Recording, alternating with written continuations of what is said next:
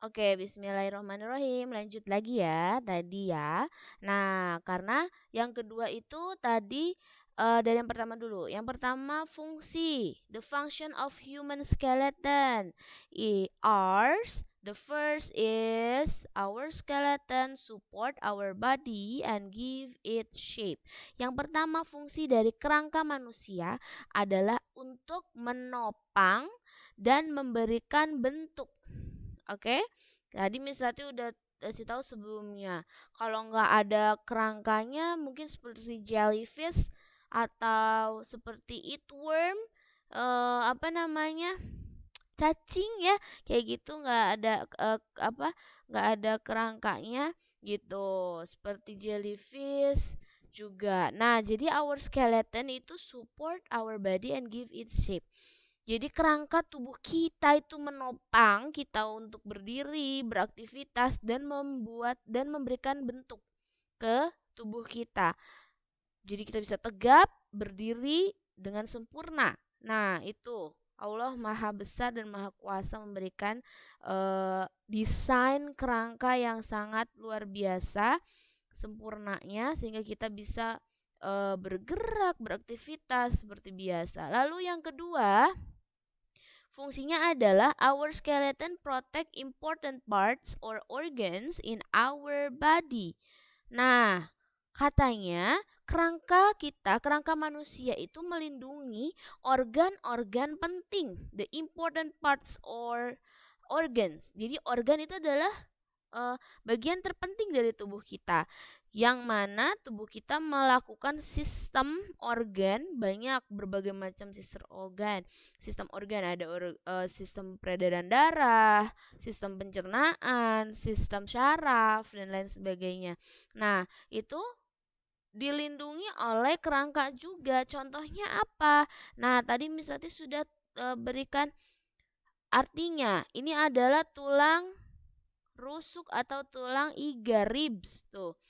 For example, the ribs surround and protect our heart and lungs. Nah, contohnya tulang rusuk atau iga itu melindungi heart and lungs. Apa tuh heart? Heart itu adalah jantung dan lungs itu adalah paru-paru. Jadi jantung dan paru-paru kamu itu dilindungi oleh tulang rusuk sehingga jika terbentur atau tertonjok atau apa itu tidak akan langsung membahayakan ya. Nah, Miss contoh yang lain apa? Contoh yang lain itu adalah tulang tengkorak atau tulang kepala. Ya, tulang kepala kita yang disebut dengan skull itu adalah tulang yang melindungi organ penting juga yang sangat penting, yaitu apa? Nih yang di belakang. Apa itu? Otak ya. Jadi tulang kepala itu melindungi organ penting berupa otak manusia. Jadi jika otak itu bermasalah karena ada benturan, kebayang nggak? Kalau nggak ada tulang, terus otaknya terbentur. Nauzubillah min dalik ya. Nah, itu akan ada masalah. Apalagi otak itu organ vital, organ penting yang mengirimkan pesan ke seluruh sistem tubuh, apalagi sistem syaraf gitu, memudahkan kita untuk bergerak. Nah, kalau misal otaknya udah kolaps, otomatis ke semua sistem organ juga bermasalah. Jadi, itu penting. Allah dengan maha besar kuasanya menciptakan tulang tengkorak untuk melindungi otak kita. Ya, seperti itu. Lalu yang ketiga fungsinya adalah apa? Our skeleton works with the muscles in our body to help us move. Oke, fungsi ketiga yaitu kerangka manusia bekerja sama dengan otot, muscle. Itu otot ya. Coba ikutin, muscle. Oke, muscles it means otot. Silahkan ditulis yang nggak tahu artinya. Muscles itu adalah otot. Jadi kerangka kita bekerja sama dengan otot di dalam tubuh kita untuk memudahkan kita bergerak, berlari, ya, yang jadi atlet renang, yang jadi atlet basket, yang jadi atlet futsal, semua kegiatan, aktivitas, pekerjaan apapun yang membutuhkan kegiatan bergeraknya tubuh itu dibantu oleh skeleton, human skeleton and muscle. Semua ya, mau kita cuman ngelirik doang, melihat doang, membuka mulut, itu juga membutuhkan kerjasama antara kerangka dan otot semuanya. Nah, Maha Besar Allah juga tuh sudah mendesain sedemikian rupa, ya kan? Yang tadi fungsi pertama, our skeleton support our body and give it shape. Allah sudah mendesain bentuk yang sedemikian indah dan sempurnanya sehingga kita bisa tegap berjalan, tegap berdiri, gagah, ya enggak? Nah, begitu. Oke. Kayaknya kita harus sangat amat bersyukur atas apa yang Allah berikan kepada kita, gitu. Tuh, without a skeleton and muscle, we would not be able to run or walk. Tuh, tanpa ada kerangka dan otot, kita nggak bisa yang namanya lari atau berjalan. Itu tidak mungkin, karena nggak mungkin kalau nggak ada kerangka kita bisa jalan, ya kan? Nah, bahkan memberi bentuknya juga nggak bisa, ya kan? Nah, makanya kita harus banyak-banyak bersyukur seperti itu. Oke, kita lanjutkan lagi. Ya.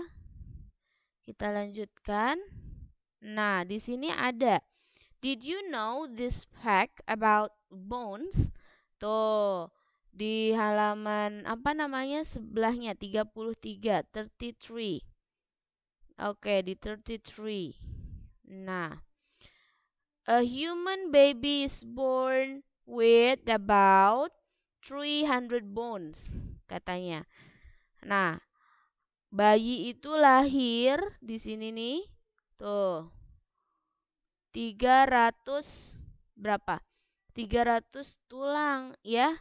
Dan the smallest bone in the human body is an ear bone called stirrup.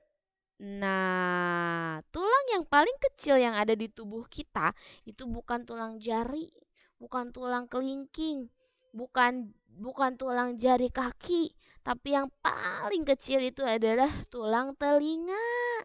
Ya, yang disebut juga dengan stirrup gitu. Yang ketiga, a giraffe has the same number of bone in its neck as a human neck. Nah, ternyata guys, giraffe atau jerapah itu memiliki jumlah tulang yang sama seperti tulang leher pada manusia. Tapi bedanya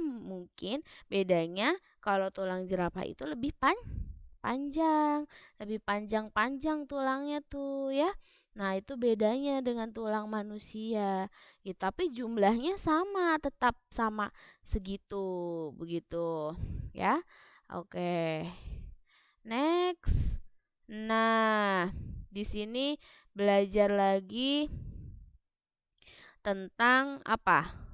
Tentang apakah tulang itu bisa patah. Can bones break? Katanya tuh di halaman 34.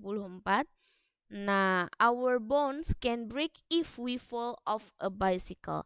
Bisa aja jatuh dari sepeda atau jatuh dari tangga.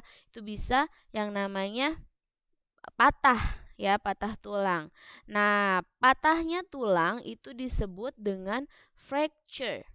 Ya, patahnya tulang itu disebut dengan fracture. Oke, dilihat ya, on your book itu ada di page 34 atau 34. Nah, broken bones are called fracture. Di sini Miss Rati akan warnain. Oke, disebut juga dengan fracture. Tulang yang patah itu disebut dengan fracture. Nah, coba ikutin fracture. Nah, ini adalah tulang yang patah tuh. Gambaran tulang yang patah menggunakan mesin X-ray machine. Oke. Menggunakan sinar X-ray. Jadi bisa melihat tulang yang patah. Selanjutnya Miss Satya akan terangkan lagi dengan paparan yang